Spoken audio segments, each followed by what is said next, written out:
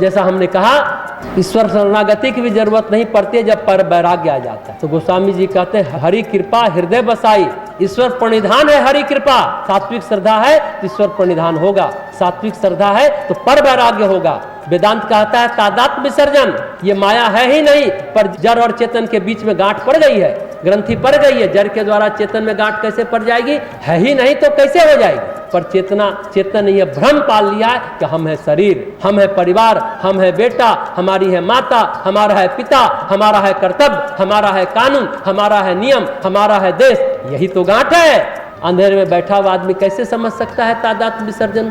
तादात्म्य विसर्जन लेकिन करना पड़ेगा। जब छोड़ना पड़ेगा जड़ को छोड़ना पड़ेगा चेतन को पाने के लिए। ये बात स्पष्ट हमें दिमाग में बिठा लेनी चाहिए कि जड़ को छोड़ना पड़ेगा चेतन को पाने के लिए। उजाला हो तब न समझ में आए तो पहले दीपक जलाइए। तो उसके लिए घी चाहिए, घी के लिए गाय की आवश्यकता है, खिलाने के लिए चारा की आवश्यकता है, फिर दूध निकाला जाए, दूध को पकाया जाए, फिर उसे जमाया जाए, दही से मक्खन बनाया जाए, मक्खन को फिर गर्म किया जाए, फिर घी निकाला जाए। पर गाय भी कई तरीके की होती है, यानी श्रद्धा भी जैसे हमने कहा कई तरीके की होती है। कुछ गाय सींग मारती है, कुछ गाय लात मारती है, कुछ गाय देखने में अच्छी लगती है पर अंदर से होता है रोग। दूध पीने वाले बालक या व्यक्ति को संक्रमित भी कर देती है, संक्रमित भी कर देती है। तो गाय ऐसी चाहिए जो शांत हो, स्वस्थ हो, तो हम लोगों को उस गाय का लाभ मिल पाएगा। हम लोगों की जो गाय है श्रद्धा रूपी गाय, वो भी 3 तरह की होती है। हम लोगों की श्रद्धा मारने वाली गाय की तरह हो गई है, जो बराबर सिंग चलाती है। यह है तमोगुनी श्रद्धा। श्रद्धा तो है पर दोष बड़े बड़े हैं। गाय दूध तो देती है पर समस्या भी है, बीमारियां भी उसे लगी हुई है। ये राशि श्रद्धा भी तो श्रद्धा ही है, पर यदि तत्व ज्ञान पाना चाहे तो सात्विक श्रद्धा चाहिए। जैसे सती जी बड़ी बुद्धिमानी दिखा रही, सचमुच सती जी बहुत दक्ष कन्या है, दक्ष है, बुद्धिमान है, पर उनके अंदर सात्विक श्रद्धा नहीं है। सात्विक श्रद्धा न हो तो व्यक्ति बहस करता है। व्यक्ति सात्विक नहीं होगा तो अध्यात्म नहीं पा पाएगा। सती जी शंकर से बहस कर रही है, शंकर जी से, मैं क्यों न जाऊं पिताजी के घर, जाना है जरूरी, वो यज्ञ कर रहे हैं, पिता यज्ञ कर रहा है, बेटी न जाए, मत जाइयो गौरा, कहते हैं शंकर जी मत जाना, लेकिन वो कहते हैं नहीं पिताजी घर जाना जरूरी है, बहस कर रही है। शंकर जी के लिए श्रद्धा न हो ऐसी बात नहीं है, पर उनके अंतःकरण में रजोगुण विद्यमान है और व्यवहार में तमोगुण भी विद्यमान है सती जी के।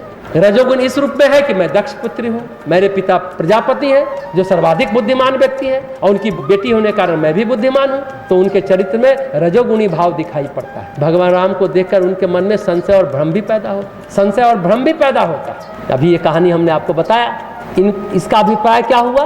किसी न किसी तरह उनके अंदर तमोगुण प्रवेश कर गया।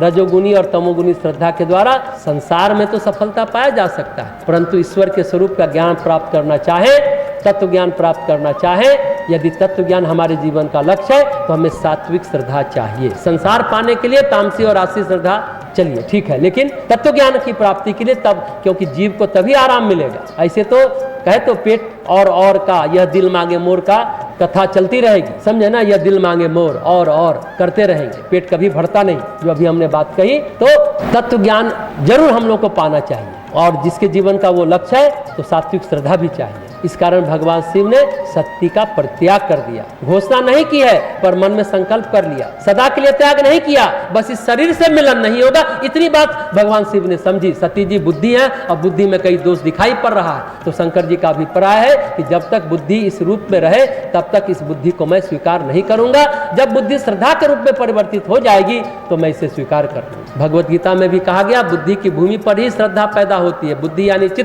चित्त शुद्धि होने पर ही सात्विक श्रद्धा का प्रवेश होता है। भगवान कहते हैं सभी मनुष्यों की श्रद्धा उसके अंतःकरण के अनुरूप होती है। वह पुरुष श्रद्धा में है, जैसा अंतःकरण वैसी श्रद्धा और वैसा व्यक्तित्व। यही समस्या है। जैसे सिक्के एक ही पहलू, सिक्का होता है ना, एक ही है, सिक्का एक ही है पर 2 पहलू है और अलग अलग पहलू है। अभिमान है और अश्रद्धा है। अभिमान का अर्थ है अपने गुणों को देखना, अश्रद्धा का मतलब है दूसरों में दोष देखना।